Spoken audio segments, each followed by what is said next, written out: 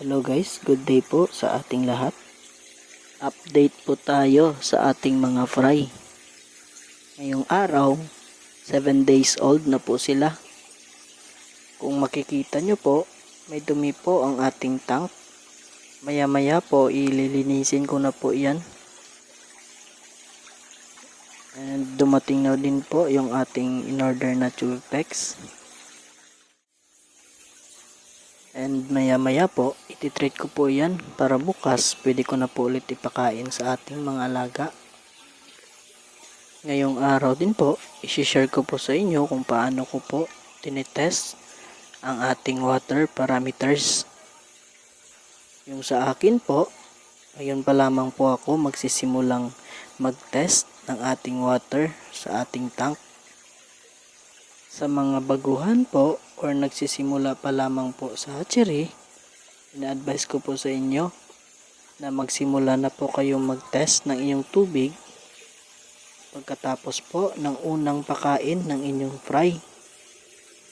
At ugaliin nyo pong mag-test ng tubig araw-araw.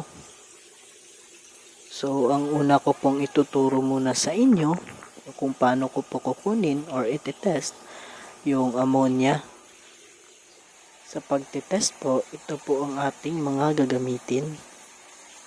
Una po dyan is ammonia test solution. Pangalawa naman po ay ammonia color card. Dyan po natin makikita kung anong level ng ammonia. Pangatlo naman po ay ang dropper. At ang panghuli po ay ang ating test tube. Yan po natin ilalagay yung tubig na kukunin natin sa ating hatching tank. Kukuha na po ako ng tubig sa ating tank. Sa pag-test po, kailangan lang po natin ng 5 ml na tubig.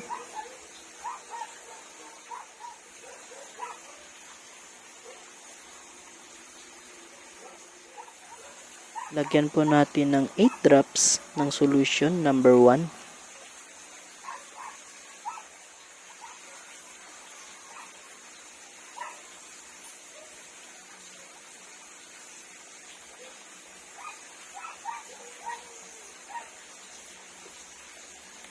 Walong patak din po para sa solusyon number 2.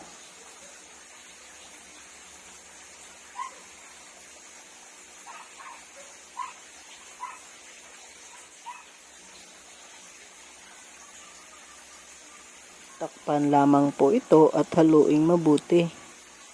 At antayin lamang po ang 5 minuto.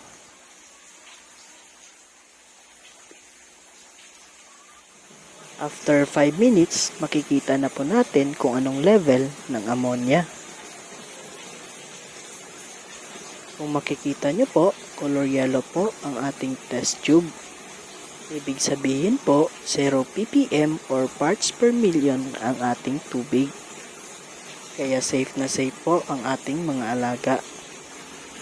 Kapag umakyat naman po ang level ng ating ammonia, kahit 0.25 ppm lang po, may masamang epekto na po yun sa kanila.